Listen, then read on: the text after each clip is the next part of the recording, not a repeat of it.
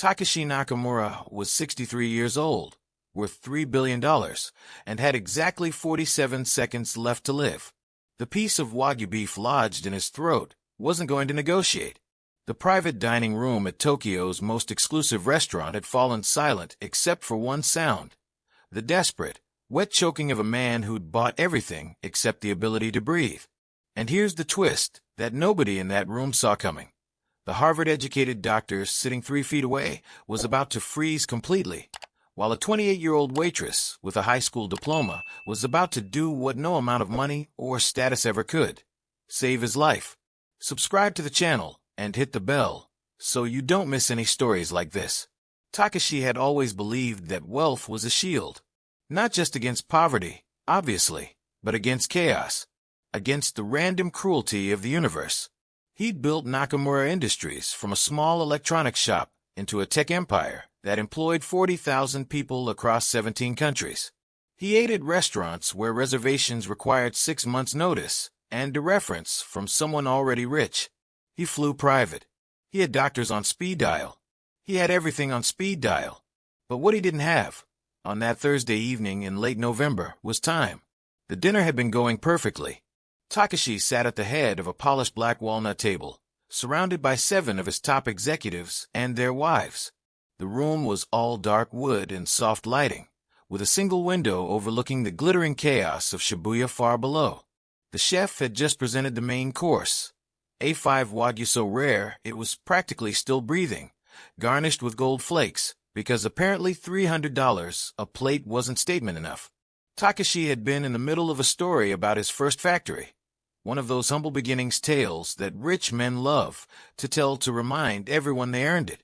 He was describing the smell of solder and the weight of failure when he popped a piece of beef into his mouth. Still talking, still gesturing with his chopsticks. That was his first mistake.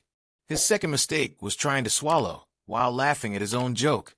The meat went down wrong. Not just a little wrong, catastrophically wrong. It hit his airway like a cork in a bottle, sealing it completely. Takashi's eyes went wide. His hand shot to his throat in that universal gesture that screams, "I'm choking," louder than any words could. The table fell silent.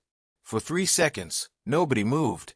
They just stared, brains struggling to process what they were seeing. This was Takashi Nakamura. Takashi Nakamura didn't choke. Takashi Nakamura didn't have emergencies.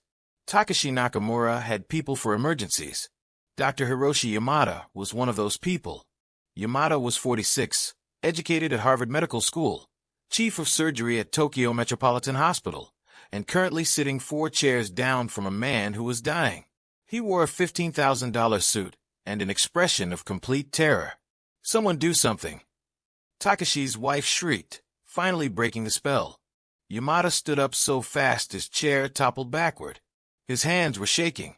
Every eye in the room locked onto him like he was about to perform a miracle. He'd performed hundreds of surgeries. He'd held beating hearts in his hands. He'd made decisions in seconds that determined whether patients lived or died. But this wasn't an operating room. There was no team, no equipment, no controlled environment. Just him, a choking billionaire, and 8 people expecting him to be a hero. Yamada rushed around the table. Takashi was standing now, bent over, face going from red to purple. The doctor positioned himself behind the billionaire and wrapped his arms around his chest. "The Heimlich maneuver," someone whispered, like narrating it would help. Yamada pulled upward. Nothing happened. He pulled again, harder. Takashi made a horrible wet gagging sound, but the obstruction didn't move. Yamada's hands were sweating. His expensive suit jacket was making it hard to get leverage. Or maybe it was the panic. Probably the panic. "It's not working," Mrs. Nakamura screamed. "Why isn't it working?" Yamada pulled a 3rd time, putting his full weight into it. Takashi's face was darkening. His movements were getting weaker. The doctor's mind was racing through textbook procedures. But textbooks don't prepare you for the weight of 8 people watching you fail to save one of the most powerful men in Japan. 20 seconds had passed. Maybe 25. Takashi's knees were buckling. That's when the door opened. Yuki Matsuda entered carrying a tray of desserts, delicate matcha parfaits that cost $90 each. She was 28, had been working at Tsubaki Restaurant for 3 years, and had exactly zero formal medical training. What she did have was 6 younger siblings, 4 of whom had nearly choked to death at various points in their childhood because her mother worked 3 jobs, and Yuki had basically raised them herself. She saw the scene in an instant, the doctor failing, the billionaire dying, the room full of frozen, useless rich people. Yuki didn't think. She just moved. She dropped the tray. $6,300 worth of desserts hit the floor in an explosion of cream and glass. She crossed the room in 4 steps, grabbed Dr. Yamada by the shoulder, and physically yanked him aside. "You're doing it wrong," she said. Yamada stumbled backward, too shocked to protest. Yuki positioned herself behind Takashi. Her hands found the right spot immediately, not on his chest where Yamada had been pressing, but lower, right at the solar plexus. She made a fist, placed it precisely above his navel, grabbed it with her other hand, and pulled inward and upward in one sharp, violent thrust. Nothing. She did it again, harder, using her entire body weight. Takashi made a sound like a broken engine. One more time. This time she lifted him slightly off his feet. The piece of wagyu shot out of his mouth and skittered across the polished floor like a bloody dice. Takashi collapsed to his knees, gasping, coughing, crying, and breathing. Mostly breathing. Beautiful, painful, desperate breathing. The room exploded into chaos. Mrs. Nakamura was sobbing. 2 executives were on their phones, calling ambulances. Another was comforting his wife, who'd fainted. Dr. Yamada stood against the wall, white as paper, staring at his own hands like they belonged to a stranger. Yuki was already backing toward the door. She'd done this before, stepped in, fixed something, disappeared before anyone could ask questions or get her in trouble for overstepping. In her experience, rich people didn't like being saved by poor people. It embarrassed them. But Takashi grabbed her wrist before she could leave. He was still on the floor, still coughing, but his grip was surprisingly strong. His eyes met hers, and she saw something she didn't expect. Not gratitude, but something deeper. Confusion. Wonder. Like he'd just watched the fundamental rules of his universe get rewritten. "Who are you?" he whispered. "Nobody," Yuki said quickly. "I'm sorry for interfering. I should have let the doctor. You saved my life." The doctor would have figured it out. They both knew that was a lie. Takashi pulled himself to his feet, leaning heavily on the table. His wife rushed over, but he waved her off gently. He was still looking at Yuki like she was a puzzle he needed to solve. "What's your name?" "Matsuda. Yuki Matsuda." "How did you know what to do?" Yuki shrugged. "My little brother choked on a machi when he was 5. I learned the right way after that. You have to hit the diaphragm, not the chest. Most people get it wrong." She glanced at Dr. Yamada when she said that last part. The doctor looked like he wanted to dissolve into the floor. An ambulance arrived 12 minutes later. Takashi refused to go to the hospital, but the paramedics checked him over in the private room. Bruised ribs from Yamada's attempts. Minor throat trauma. Nothing serious. He'd be sore for a week, but he'd live. The restaurant manager appeared, sweating through his shirt, bowing so low he was nearly horizontal. "Mr. Nakamura, I am so sorry. We will cover all medical expenses. We will fire the chef. We will." "You'll do nothing," Takashi interrupted. His voice was rough, but firm. "It wasn't the food's fault. It was mine. I was talking while eating." He paused. "But you will give Miss Matsuda a bonus. A significant one." The manager looked confused. "Miss Matsuda? The waitress who saved my life." "Oh, yes. Of course, sir." But Takashi wasn't finished. He turned to Yuki, who was trying to clean up the destroyed desserts with shaking hands. "Come to my office tomorrow. Nakamura Industries headquarters, 20th floor. 10 a.m. Yuki froze. "Sir, I don't think." "Please," Takashi said. And the way he said it, quiet, almost vulnerable, made it impossible to refuse. Yuki arrived at Nakamura Industries at 9:45 the next morning, wearing the only professional clothes she owned, a black skirt and white blouse that she usually reserved for funerals. The building was one of those glass and steel monsters that seemed designed to make regular people feel small. The lobby alone was bigger than her entire apartment. She gave her name at the desk. The receptionist's expression shifted from bored to shocked to overly polite in about 2 seconds. Clearly word had spread. The elevator ride to the 20th floor took 30 seconds, but felt like 30 years. Yuki's mind was racing. Why did he want to see her? To thank her formally? To pay her off and make her sign something promising she wouldn't talk to the press? Rich people love their NDAs. The elevator doors opened to reveal a space that looked more like a luxury hotel than an office. Everything was cream and chrome and soft lighting. A woman in an expensive suit, Takeshi's personal assistant apparently, led Yuki down a hallway lined with modern art that probably cost more than most people earned in a lifetime. They stopped at a massive wooden door. "Mr. Nakamura is expecting you," the assistant said, and opened it. The office was huge. Floor-to-ceiling windows looked out over Tokyo. Takeshi sat behind a desk that looked like a piece of sculptural art. But what caught Yuki's attention was that he looked tired. Not wealthy man playing at humble tired, but genuinely exhausted, like he hadn't slept. "Miss Matsuda," he said, standing. "Thank you for coming." "Of course, Mr. Nakamura. Please sit." She sat in one of the chairs facing his desk. It was probably worth more than her entire bedroom set. Takeshi didn't sit back down. Instead, he walked to the window, hands clasped behind his back, and stared out at the city.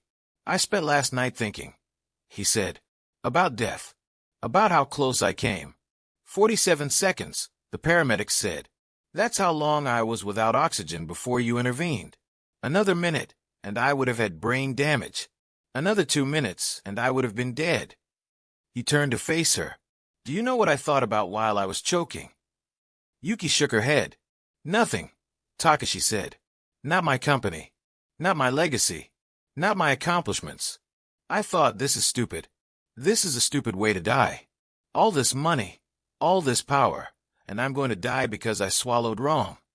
He laughed, but there was no humor in it. "And then you saved me. A woman I'd never met. A waitress whose salary I probably spend on ties." Yuki didn't know what to say to that. "I want to offer you a job," Takeshi said. That was not what Yuki had been expecting. "Sir, not as a waitress. As my personal assistant. The position pays well. Very well. You'd have benefits, housing assistance, everything you need." Yuki's heart was pounding. The money he was probably offering would change her life. She could help her family. She could breathe for the first time in years. But something felt wrong. "Why?" she asked. Takeshi blinked. "Why? Yes. Why me? I'm not qualified for that job. I don't have a degree. I don't speak English well. You're offering this because you feel guilty, not because I earned it." Silence filled the office. Then Takeshi smiled. Not the polite smile of a CEO, but something real. "You're right. That's exactly why I'm offering it. Because yesterday, someone helped me without any expectation of reward, and it reminded me that most of my life is surrounded by people who only help because they want something." He sat down in his chair, wincing slightly, the bruised ribs. "But I'm also offering it because you saw a crisis and acted immediately, while a Harvard-trained doctor froze. That's worth more than any degree." He slid a folder across the desk. "Think about it. No pressure. The offer stands for 1 week." Yuki left the office without opening the folder. She rode the elevator down in a daze, walked through the lobby, and made it 3 blocks before she had to stop and sit on a bench because her hands wouldn't stop shaking. The folder sat unopened in her bag for 2 days. On day 3, her mother called. "Yuki, I need you to send extra money this month. Kenji needs new school supplies, and Hana's eyeglasses broke." Yuki looked at her bank account. $240. Her rent was due in 4 days. She opened the folder. The salary made her gasp out loud. It was more than triple what she made at the restaurant. The benefits package included health insurance that covered her whole family. The housing assistance would mean she could move out of the shoebox apartment she shared with 2 roommates. But what really got her attention was a handwritten note at the bottom of the contract. "This isn't charity. This is me making a business decision. I need someone around me who isn't afraid to do what's right, even when it's uncomfortable." even when it means pushing aside someone more powerful. You've already proven you can do that. Tien. Yuki called the number on the letterhead. She started the following Monday. The first week was chaos. Yuki had gone from memorizing drink orders to managing a billionaire's calendar. She had to learn systems she'd never heard of, attend meetings where the budget for one project exceeded her family's entire lifetime earnings, and figure out how to navigate an office culture where everyone wore shoes that cost more than her previous monthly salary. But Takashi had been right about one thing. She wasn't afraid to speak up. In her first week, she interrupted a meeting to point out that the proposed schedule would mean Takashi worked 16-hour days with no breaks for 2 months straight. That's standard, one of the executives said. That's how people die. Yuki replied flatly. He just almost choked to death because he was eating and working at the same time. Maybe we shouldn't speed run him toward a heart attack. The room went silent. You could have heard a pin drop. Then Takashi laughed. She's right. Adjust the schedule. Build in breaks. The executives looked like she'd suggested burning down the building, but they did it. After the meeting, Takashi pulled her aside. You know you're not supposed to contradict executives in front of everyone, right? Are you firing me? Yuki asked. No, I'm telling you to keep doing it. Yuki learned quickly that Takashi's life was fundamentally broken. He woke up at 5 a.m., worked until midnight, ate lunch at his desk while signing documents, and attended dinners that were just more meetings disguised as social events. He had a wife he barely spoke to, 2 adult children he saw maybe once a month, and friends who were really just business connections. He was, in the most technical sense, living. But he wasn't alive. Yuki started small. She scheduled 30-minute blocks marked "Do Not Book" 3 times a day. When Takashi asked what they were for, she said, breathing, or coffee, or staring at a wall. I don't care, but you're not working. She rejected meeting requests that could have been emails. She started ordering lunch that required him to leave the office. She accidentally double-booked social events, so he had an excuse to skip the boring ones. And slowly, reluctantly, Takashi's life started to bend. 3 weeks into the job, Yuki noticed something else. Takashi was lonely.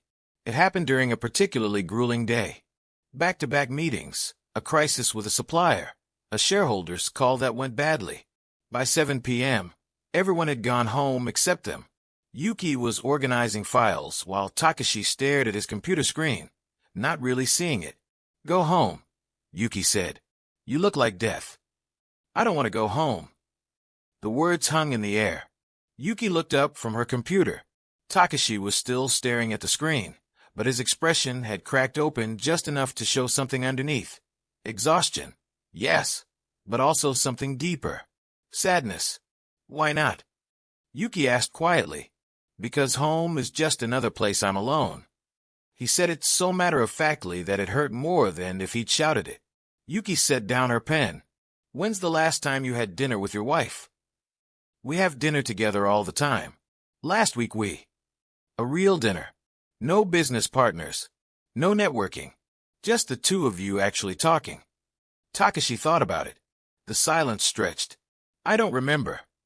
That's the problem. Is it? Takashi leaned back in his chair. My wife has her own life. Her charities, her friends, her committees. We share a house, but we haven't been. He trailed off. It's been like that for years. Maybe longer. Do you love her?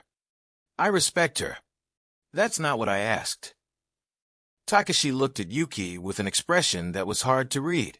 You're very direct, Miss Matsuda. You hired me to be. He smiled slightly at that. I used to love her. 20 years ago. 30. Before the company became everything. Before work ate my life. Now I don't know what we are. Business partners, maybe. Co-workers in the project of maintaining appearances. Yuki felt a pang of sadness for this man, who had everything and nothing at the same time. Then fix it or end it, she said. But don't keep living like this. It's killing you slower than that Wagyu almost did. Takashi stared at her for a long moment. Then he did something unexpected. He started laughing. Really laughing. The kind that shakes your whole body. What's funny? Yuki asked. You. You're 28 years old. You've worked for me for 3 weeks, and you just told me to fix my marriage or get divorced. That's funny. Is it wrong? No, Takashi said, the laughter fading into something quieter. It's exactly right. That's what makes it funny. He shut his computer. Come on. Where? I don't know. Anywhere but here. You said I need to breathe. Let's go breathe. They ended up at a ramen shop in Ikebukuro.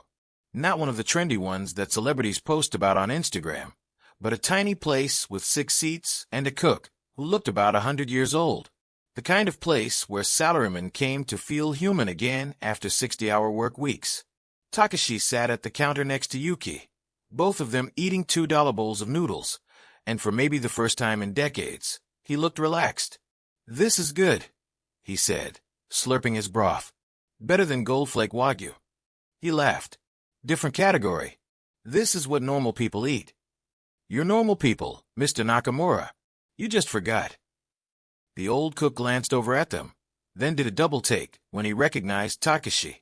His eyes went wide, but Takashi just smiled and raised his bowl in a toast, and the cook relaxed and went back to his kitchen. They walked back to the office in comfortable silence.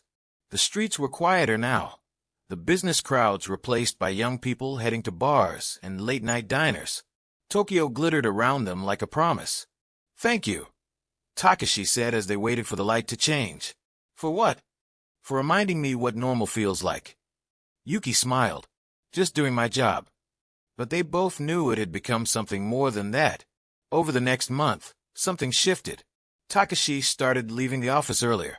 He scheduled dinners with his wife, real ones, at normal restaurants, where they tried to remember how to talk to each other like people instead of strangers who shared a mortgage. Some of those dinners went well. Others ended in polite silence. But he tried.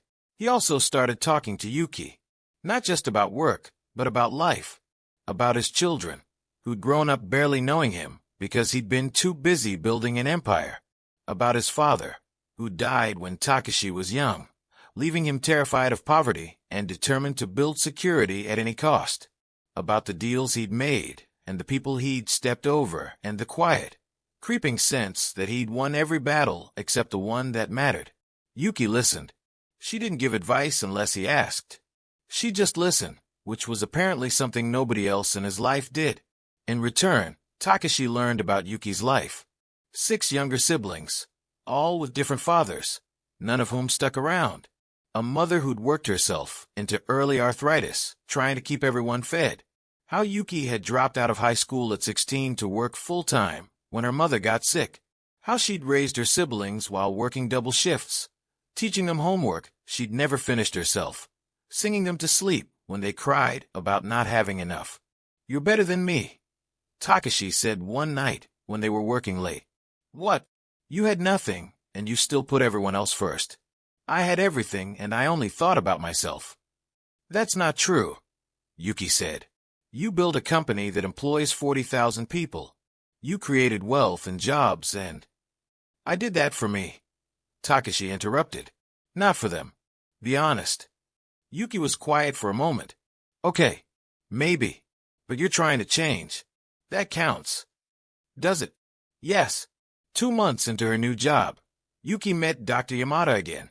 Takashi had collapsed during a meeting. Just exhaustion and low blood sugar. Nothing serious, but scary enough that they called an ambulance. Yamada was at the hospital when they arrived, and when he saw who the patient was, his face went through about 6 different emotions in 3 seconds. Mr. Nakamura, he said professionally, I'll examine you right away. No need, Takashi said from the examination table. Just need some juice and rest. My assistant is a tyrant about my schedule. Yamada's eyes found Yuki standing in the corner. Recognition hit him like a truck. You, he said. Hello, doctor. Awkward silence filled the room. I'm going to check your vitals anyway, Yamada said to Takashi, but he kept glancing at Yuki like she might suddenly reveal herself to be a hallucination. After the examination, which confirmed it was just exhaustion, Yamada pulled Yuki aside in the hallway. You work for him now. Yes. As what? Personal assistant. Yamada laughed, but it wasn't a happy sound. Of course. Save a billionaire's life, and you get a job. That's how the world works, isn't it? Yuki bristled. I didn't ask for it. But you took it.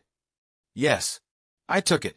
Because I have 6 siblings to feed and medical bills, and an apartment that's falling apart. I'm sorry that offends you. It doesn't offend me, Yamada said quietly. It reminds me that I failed. I froze. I panicked. And you didn't. They stood there in the fluorescent hallway, surrounded by the smell of disinfectant and the distant sound of machines beeping. I've replayed that night 1,000 times, Yamada continued, trying to figure out what I did wrong. I knew the Heimlich maneuver. I'd practiced it in medical school. But when it mattered, when someone's life was actually on the line, I couldn't do it right. You tried, Yuki said. Trying isn't enough. Not in medicine. He looked at her directly. How did you know? Know what? The right way. The exact right spot. The exact right pressure. You weren't guessing. You knew. Yuki shrugged. I told Mr. Nakamura. My brother choked when I was 16. I panicked then too. Got it wrong the first time. Just like you. But I learned. I practiced on a CPR dummy 50 times after that, until I could do it in my sleep. Because I had 5 other siblings, and I was terrified it would happen again. You practiced. Yes. Yamada was quiet for a long moment. Then he said, I haven't practiced anything outside of an operating room in years. I got comfortable. Assumed I knew everything. He smiled bitterly. Pride before the fall, right? You're a good doctor, Yuki said. One bad moment doesn't erase that. Maybe, but it should make me a better one. He shook her hand, formal, professional, and walked away. Yuki never saw him again, but 6 months later, she heard through hospital gossip that he'd started a training program for physicians on emergency response in non-clinical settings, teaching them to handle the panic, not just the procedure. Small redemptions, she thought. Better than none. But what Yuki didn't know was that Takashi had overheard the whole conversation from his examination room. And something about it, the humility, the honesty, the willingness to admit failure and learn from it, cracked something open inside him that had been sealed shut for decades. That night, he went home and asked his wife for a divorce. It wasn't cruel. It wasn't a fight. It was 2 people finally admitting what they'd both known for years. They'd built a beautiful house, but forgotten to live in it. They'd played the roles of husband and wife, so long they'd forgotten to be partners. I don't want to pretend anymore, Takashi told her. I don't want to waste the time we have left acting like we're happy when we're not. His wife, Keiko, was quiet for a long time. Then she said, I've been waiting for you to say that for 5 years. They cried together, not for what they were losing, but for what they'd already lost slowly, over decades of choosing everything else over each other. They agreed to separate amicably. No fighting over assets. No public drama. Just 2 people who'd grown into strangers, deciding to be honest about it. The news hit the business world like a bomb. Takashi Nakamura, getting divorced at 63? Speculation ran wild. Affairs. Scandals. Corporate intrigue. The reality was much simpler and sadder. 2 people realizing too late that money couldn't buy back time. But what people really started whispering about was Yuki. Did you hear? Nakamura got divorced 3 months after hiring that waitress. The one who saved his life? Oh, that's definitely not a coincidence. I heard she's not even 30. Typical rich man midlife crisis. The gossip reached Yuki through pitying looks from other assistants and carefully neutral tones from executives who used to ignore her. She hated it. She especially hated that some small part of her wondered if the gossips were right. Had Takashi hired her because he was attracted to her? Was she just the latest chapter in a cliché story about a rich man's awakening? She decided to quit. She wrote the resignation letter on a Wednesday night, printed it Thursday morning, and walked into Takashi's office Thursday afternoon with it folded in her pocket. Mr. Nakamura, I need to speak with you. He looked up from his computer. Of course. Close the door. She did. Then she pulled out the letter and set it on his desk. Takashi looked at it, then at her. You're quitting? Yes. Why? Because people are talking. About us. About why you really hired me. About the divorce. They think we're She couldn't finish the sentence. Having an affair. Takashi finished calmly. Yes. And are we? No. Then why do you care what they think? Yuki felt her frustration rising. Because I care what I think. Because I need to know I earned this job. Not that I was hired because you were lonely and I was convenient. Takashi stood up and walked around the desk. He leaned against it, arms crossed, looking at her with an expression she'd never seen before. Vulnerable. Open.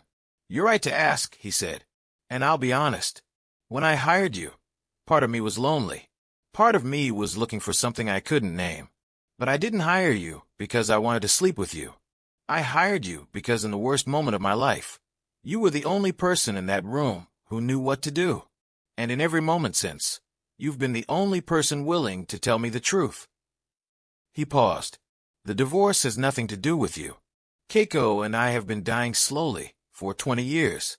You just reminded me what being alive feels like, and it made me realize I couldn't keep pretending.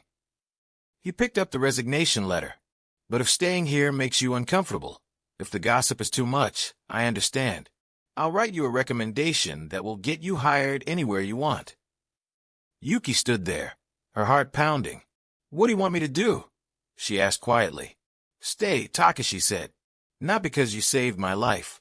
Not because I'm lonely. But because you're good at this job. Better than anyone I've ever worked with. You make me better. My life is better with you in it. There was something in his voice that made her breath catch. Something that went beyond professional respect. But he didn't push. He just stood there, waiting for her answer. Okay, Yuki said finally. I'll stay. But we need ground rules. Name them. No more late-night dinners alone. No more personal conversations that feel like something else. If this is a professional relationship, it stays professional. Agreed. And if you ever feel like it's becoming something else, you tell me immediately. Because I can't be the reason people say you had a midlife crisis. Takashi smiled slightly. Deal. She left the office without taking back the resignation letter. It sat on his desk for 3 days before he finally threw it away. They kept their promise for exactly 2 weeks. What broke it wasn't romance or loneliness or any of the dramatic things that usually push people together. It was a Tuesday afternoon and an old man having a heart attack in the lobby. Yuki was getting coffee in the building's cafe when she heard shouting. She ran toward the sound and found a crowd gathered around an elderly man collapsed on the marble floor.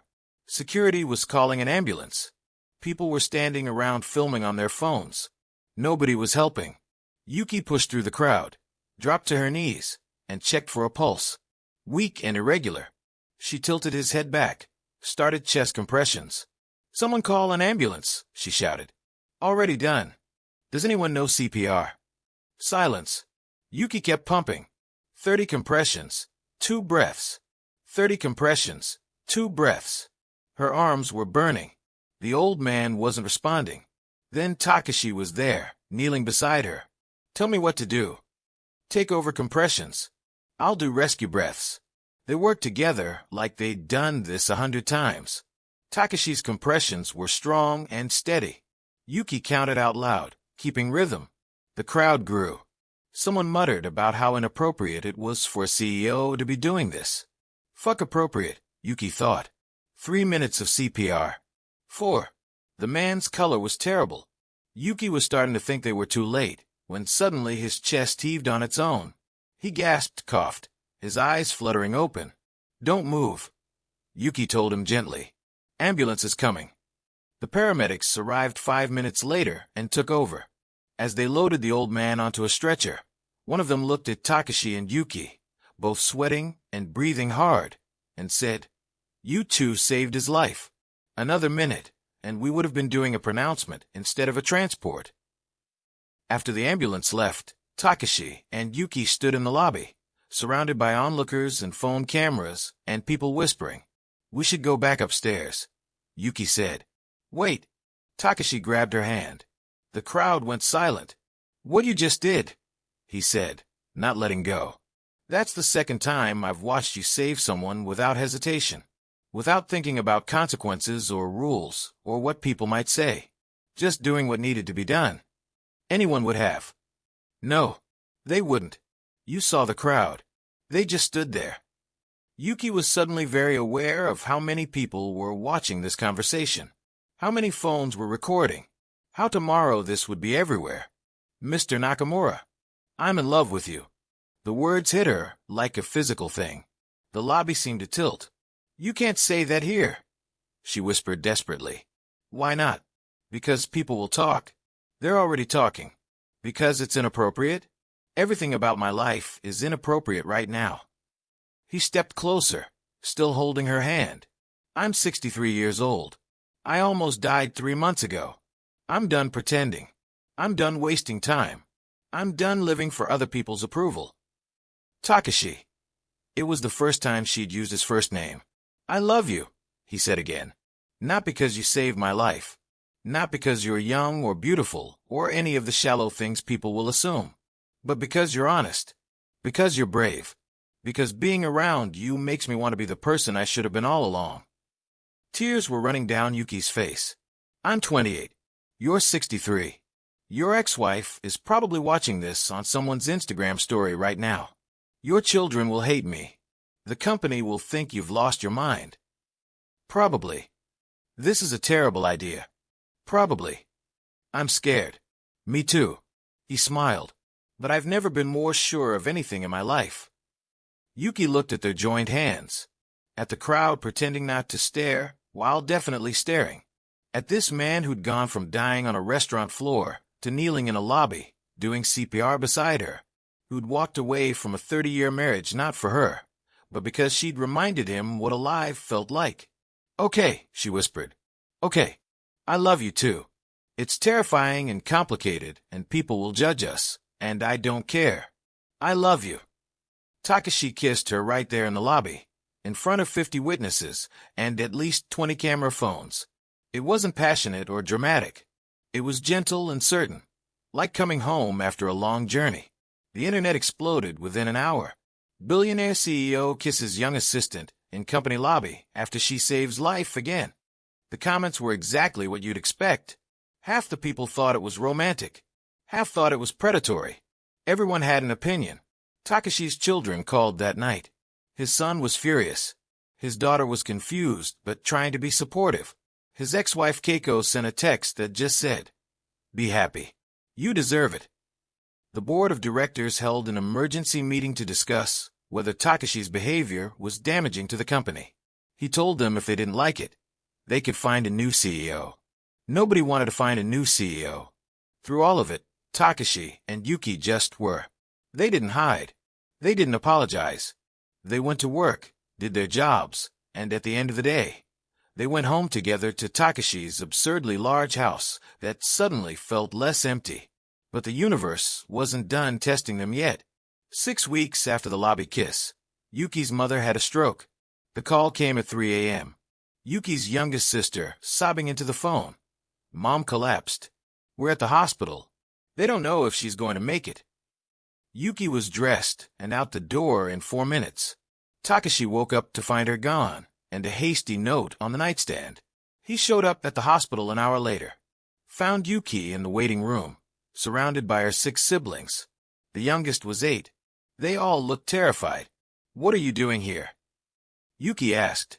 Where else would I be? For the next 18 hours, Takashi sat with Yuki's family in that waiting room. He bought them food from the vending machines. He played simple games with the younger kids to distract them. He held Yuki when she cried and didn't try to fix anything with money or influence, just presence. When the doctor finally came out and said Yuki's mother would survive, significant paralysis on her left side, long recovery ahead, but alive, the whole family broke down crying. Takashi cried too. Yuki's oldest brother, Taro, who'd been suspicious of Takashi from the moment he arrived, pulled him aside in the hallway. You're that billionaire everyone's talking about. Yes. The one dating my sister. Yes. Taro crossed his arms. You're too old for her. I know. People are going to say terrible things about her because of you. I know. So why should I let this happen? Takashi met his eyes steadily. Because I love her. Because I'll protect her from those people as much as I can. Because I'll spend every day trying to deserve her. And because, he smiled slightly, you don't get to let anything happen. She's an adult who makes her own choices. I'm just hoping she keeps choosing me. Taro stared at him for a long moment. Then he nodded once, sharp and final. Hurt her, and you'll have 6 siblings and a paralyzed mother coming after you. Fair. Yuki's mother was in the hospital for 2 weeks. Takashi visited every day, even when Yuki told him he didn't have to. He hired the best physical therapists. He arranged for a home healthcare aide. When Yuki's mother was finally coherent enough to understand what was happening, she looked at Takashi sitting beside her bed and said, "You're the billionaire." "Yes, ma'am. Yuki saved your life." "She did. And now you think you owe her something." "No," Takashi said firmly. "I owe her everything. But that's not why I love her." Yuki's mother studied him with the sharp eyes of someone who'd survived decades of bad men making pretty promises. Finally, she said, "You're too old for her. Everyone keeps telling me that. But you make her happy. I haven't seen her this happy since." She trailed off, eyes suddenly wet. Since before her father left. Since before she had to be the parent instead of the child. "I'm going to make sure she never has to carry everything alone again," Takashi promised. "Good, because if you don't, I'll come back from this stroke, just to haunt you." They released Yuki's mother 3 days later. Takashi had already arranged everything. A renovated first-floor bedroom, since she couldn't do stairs, a bathroom with grab bars and accessible fixtures, a ramp at the entrance. He'd moved the whole family into a larger apartment in a better neighborhood while the mother was in the hospital. "You didn't have to do this," Yuki said, standing in the new apartment's spacious kitchen. "I know. I wanted to. It's too much." "It's not enough." Yuki turned to face him. "Takashi, I need you to understand something. I didn't fall in love with your money. I fell in love with a man who sat in a hospital waiting room at 3 a.m. and played I Spy with my 8-year-old sister. This," she gestured around the apartment, "is wonderful, but it's not why I'm here." "I know that too," Takashi said, "but I'm 63 years old with more money than I could spend in 5 lifetimes. Let me use some of it to help people who actually matter." 3 months later, Takashi made a decision that shocked everyone, including himself. He stepped down as CEO of Nakamura Industries. Not retired completely. He stayed on the board, maintained some advisory role, but he walked away from the daily grind, from the 16-hour days and the constant stress and the slow death by 1,000 meetings. "Why now?" the business press asked. "Because I almost died," Takashi told them. "And I realized I've spent 40 years building something at the cost of living. I'm done with that trade." "What will you do instead?" "Live." He sold his mansion and bought a smaller house, still nice, but not absurd, in a quiet neighborhood. He started working with a nonprofit that Yuki had told him about, helping small businesses get started. He learned how to cook, badly, but enthusiastically. He spent time with his children, really spent time, not just scheduled appearances. And he spent time with Yuki. They were still dealing with the gossip, the age gap jokes, the gold digger accusations, but they learned to exist in the space between other people's opinions and their own truth. 6 months after he stepped down as CEO, Takashi took Yuki to the same ramen shop in Ikebukuro where they'd gone after his first real break from work. The same 6 seats. The same ancient cook. They ordered the same thing they had before. "Remember what you said to me that night?" Takashi asked. "I said a lot of things. You said I was normal people, that I had just forgotten." "I remember. I never thanked you for that." Takashi reached across the tiny counter and took her hand. "For reminding me, for showing me there was another way to live." "You figured it out yourself," Yuki said. "I just pointed at the door. You walked through it. Then walk through the next one with me." He pulled out a small box. Yuki's breath caught. "Takashi, it's not a fancy diamond," he said, opening it. Inside was a simple silver band with a small blue stone. "I had it made from the first piece of equipment I ever sold when I started my business, before the company got big, when I was still just a guy trying to figure things out." He looked at her with eyes that had seen too much death and finally understood life. Marry me. Not because I'm rich or because you saved my life, but because I want to wake up next to you every morning. I want to fight about whose turn it is to take out the trash. I want to grow old with you, which for me means very old, but still. Yuki was crying. Everyone will say I'm marrying you for money. Let them. Your children are adults who'll deal with it. The press can go to hell. He smiled. You taught me that what people think doesn't matter. Only what's true matters. And the truth is I love you. I want to marry you. Everything else is just noise. Yuki looked at the ring. At this man who'd gone from choking on expensive beef to proposing in a cheap ramen shop, who'd learned that life wasn't measured in dollars or deals, but in moments exactly like this one. Yes, she said. Yes, I'll marry you. Takashi slipped the ring on her finger. The ancient cook, who'd been pretending not to listen, started clapping. Then the other 4 customers joined in. Then someone pulled out a phone and started recording, because of course they did. Here we go again. Yuki laughed through her tears. Worth it, Takashi said, and kissed her while a stranger's TikTok went viral. They got married 3 months later in a small ceremony. Not at some luxury venue, but in the community center where Yuki used to take her siblings for free after-school programs. About 50 people attended. Yuki's whole family, Takashi's children. His daughter came enthusiastically. His son came reluctantly but came. A handful of close friends, and the ancient ramen cook, who brought homemade gyoza. Keiko, Takashi's ex-wife, sent flowers and a card. Congratulations. I mean it. Dr. Yamada sent a gift, a CPR training dummy with a note. Just in case. Hi. The ceremony was simple. No elaborate vows, no hired orchestra, no ice sculptures or $1,000 flower arrangements. Just 2 people promising to face whatever came next together, surrounded by people who actually gave a damn. At the reception, Yuki's mother, walking now with a cane but walking, pulled Takashi aside. You kept your promise, she said. Which one? That my daughter would never have to carry everything alone again. I see how you look at her. Like she's the only person in the room, even when there's 50 people here. She is the only person in the room, Takashi said. Everyone else is just decoration. Good answer. She patted his arm. Welcome to the family. We're loud, we're messy, and we will absolutely rob you blind at poker. I can't wait. A year passed. Takashi and Yuki settled into a life that was strange and ordinary at the same time. He still consulted for his old company occasionally. She started working with his nonprofit full-time, using her experience of poverty to help people escape it. They fought about normal things like dishes, and whose turn it was to pick the movie.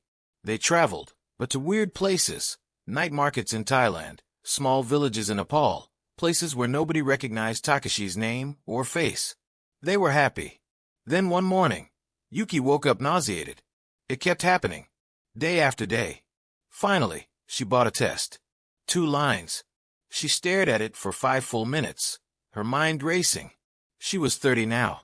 Takashi was 65. They'd never seriously discussed children. She'd assumed he was done with that chapter of life, and she'd been so busy helping raise her siblings, she'd never really thought about having her own. But here it was. A tiny possibility, growing. She told him that night over dinner. Just put the test on the table next to his miso soup. Takashi looked at it. Looked at her. Looked back at it. Is this? Yes. Are you pregnant? Yes. Silence. Yuki's heart was pounding. They'd never talked about this. What if he didn't want it? What if this was too much, too far from the life he'd envisioned? Then Takashi started crying. Not sad crying. The kind of crying that comes from somewhere so deep you didn't know it existed. He got up, came around the table, knelt beside her chair, and put his hands on her still flat stomach. I thought I was too old for this, he whispered. I thought I'd had my chance and blown it with my first 2 kids, because I was never there. I thought that door was closed. Are you happy? Yuki asked, her own tears starting. Happy? I'm terrified. I'm 65 years old. By the time this kid graduates high school, I'll be 83. I might not make it to their wedding. I might. His voice broke. I might not be around for a lot of things. I know. But yes. Yes, I'm happy. I'm so happy I don't have words for it. They held each other in that kitchen for a long time, crying and laughing and terrified and joyful all at once. 7 months later, on a sunny Tuesday in March, Yuki gave birth to a daughter. They named her Akira. It means bright and clear. Takashi held his daughter for the first time with shaking hands. This tiny person who weighed nothing and somehow everything at the same time.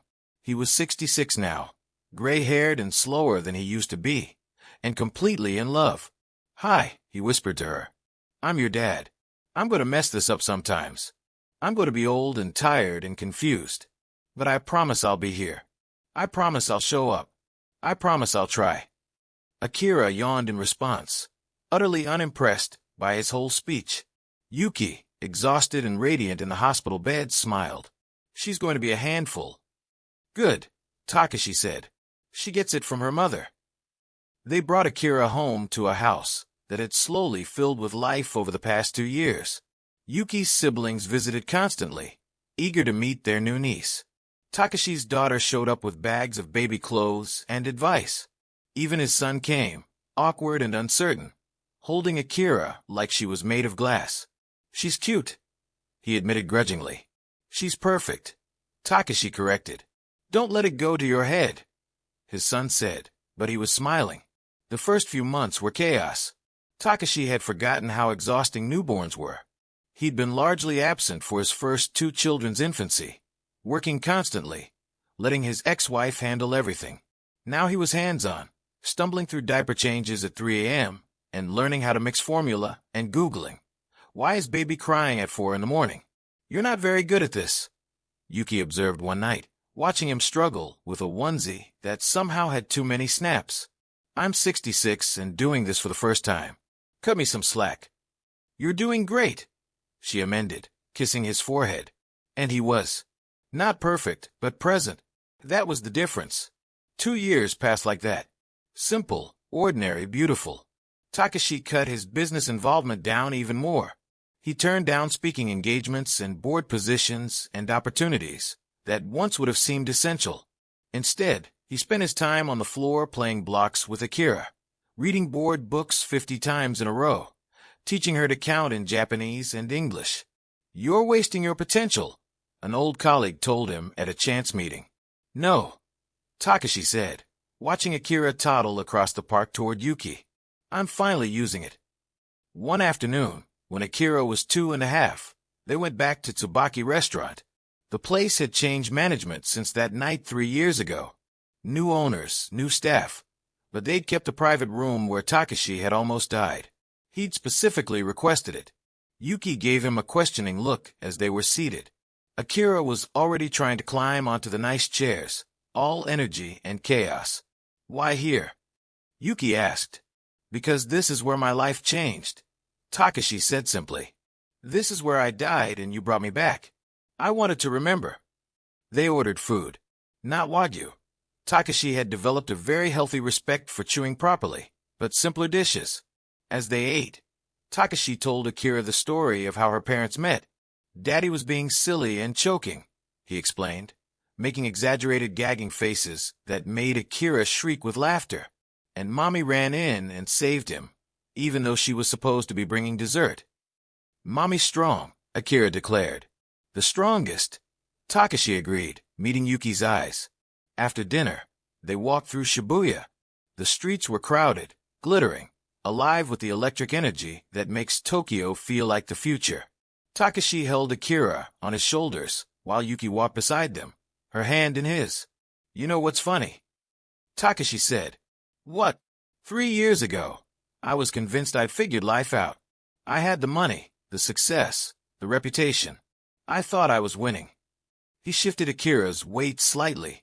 I was dying and didn't know it. And now I'm actually alive. He looked at their reflection in a shop window. An old man with a small child on his shoulders and a young woman who'd saved him in more ways than one. It's messy and complicated and people still write articles about us. But it's real. It's mine. It's ours. No regrets? Yuki asked. Takashi thought about it. Really thought. About the career he'd stepped away from.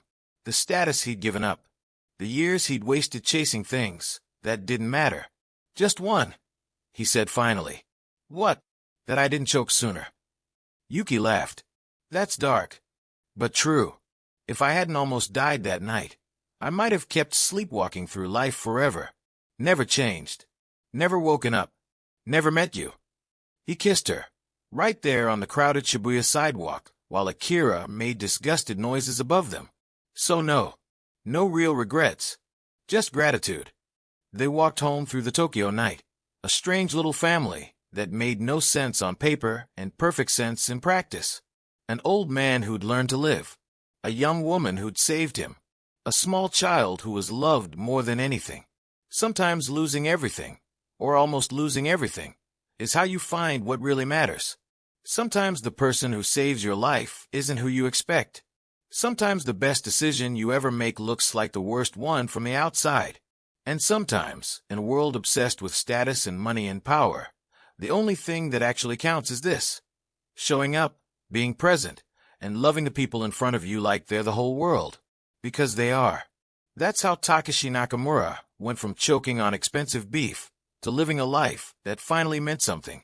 Not because a doctor saved him, though the doctor tried, but because a waitress with 6 siblings and no medical degree saw someone dying and refused to let it happen. She gave him back his breath. He gave her a life where she didn't have to carry everything alone. And together, they built something that money could never buy: a home. That's the story. That's what happened. And if you ever find yourself in a fancy restaurant choking on goldflake wagyu, maybe hope there's a Yuki Matsuda nearby. Because sometimes, the people with the least are the ones who know how to save you.